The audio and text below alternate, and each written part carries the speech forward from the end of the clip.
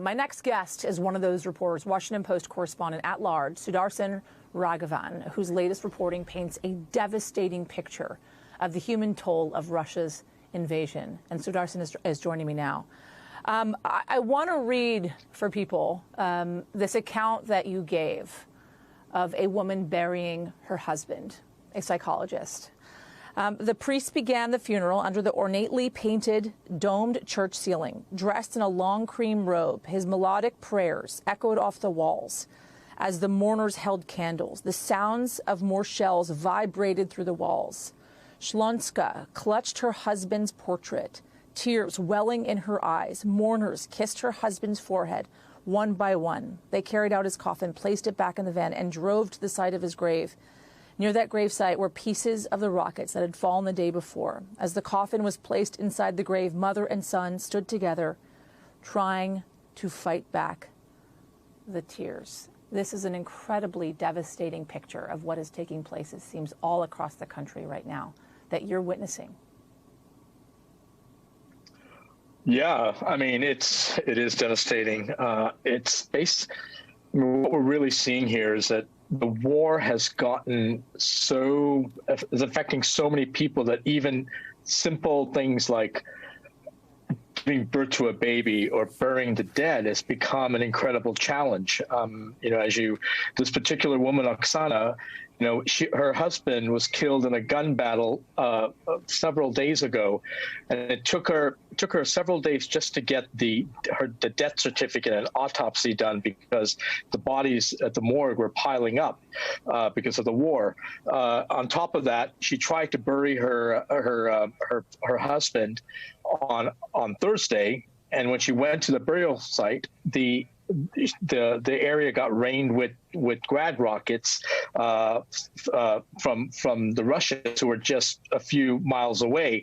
So she tried again on last Friday, and this time she was determined to bury her husband, despite the outgoing shellings that was going on throughout the ceremony. Wow. She didn't care. She wanted to give her the last rites to her husband.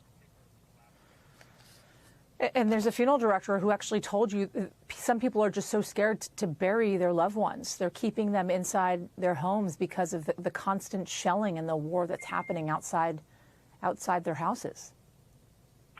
That's right. The war is intensifying. I mean, just today we saw scores of people fleeing a bridge out of a neighborhood called Irpin. It's like a satellite town, but many here consider a suburb.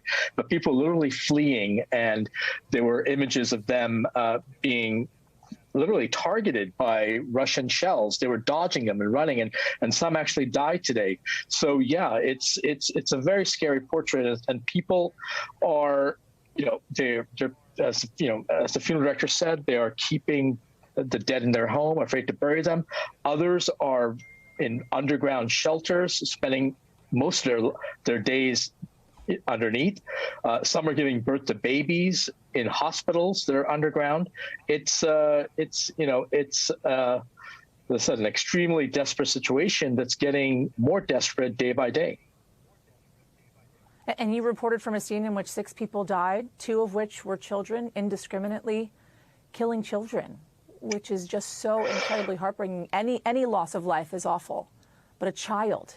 Yes. And it seems so indiscriminate. Yes, this particular. Sure, absolutely, and this incident happened in a village about 6 miles southwest of the capital, and it was just a small idyllic village with no military bases nearby, no government buildings, and yet on Friday in the afternoon, this family's house was obliterated by an airstrike, as well as surrounding houses. A 12-year-old girl, a disabled girl, was among the dead. And when I went to visit the family over the weekend, they were searching through the rubble, looking for any kind of documents, a passport, birth certificate, so they can move on. So they can move away, perhaps even out of the country. So there was an extremely, as I said, desperate and dire situation. Sudarshan Raghavan, on the ground in Ukraine, you're Your reporting is so incredibly important, and we thank you for being there. Please stay safe.